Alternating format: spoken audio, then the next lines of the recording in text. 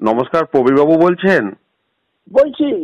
বলছি sir, DA মামলার শেষ শুনানি হয়েছিল গত 8ই সেপ্টেম্বর 2025। সেপ্টেম্বর 2025। হ্যাঁ, প্রায় 3 মাস অতিক্রান্ত, যদিও মাঝে দীপাবলি বা আপনার দশেরা এই সমস্ত ছুটি ছিল।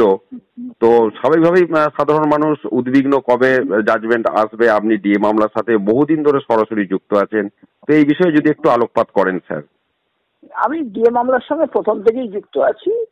আর যেটা ব্যাপার সেটা হচ্ছে, এটা সত্যি কথা বলতে কি আমি আশা করছি যেটা জাজমেন্ট ইন রেম হবে, একটা এমন জাজমেন্ট, একটা ঐতিহাসিক জাজমেন্ট হবে যেটা হয়তো বহু মানুষের উপকারে, বহু সরকারি কর্মচারীদের উপকারে কাজে লাগবে। সেই জন্য হয়তো কিছু সময় নিচ্ছেন বিচারপতিরা, কিন্তু কোর্টের ওপরে, আদালতের ওপরে সম্পূর্ণ ভরসা রাখতে হবে। এবং আমি ব্যক্তিগতভাবে মনে করি এটা হয়তো ছুটির আগে, অর্থাৎ 19 তারিখ হয়ে ছুটি পড়ে যাচ্ছে অনারেবল সুপ্রিম কোর্ট, তার আগে হয়তো সম্ভবত জাজমেন্ট হয়ে গেলেও যেতে পারে। কারণ যথেষ্ট সময় আছে, এখনো 14 দিনের মতো সময় আছে ওই ছুটি পড়তে, 2 সপ্তাহ সময় আছে। তার মধ্যে হয়তো এই জাজমেন্টটা তারা আদেশটা পাস করে, অর্ডারটা দিয়ে দিতে পারে।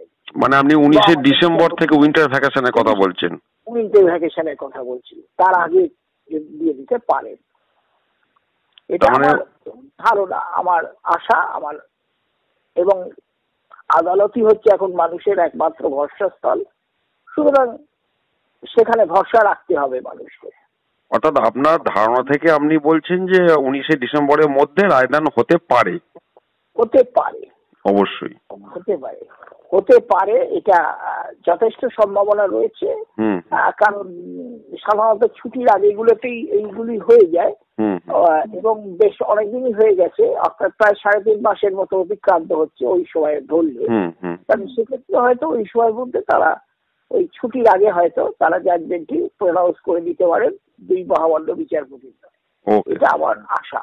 ওকে স্যার, অসংখ্য ধন্যবাদ স্যার আপনাকে। ধন্যবাদ আপনাদেরও। ঠিক আছে স্যার, রাখলাম। আচ্ছা।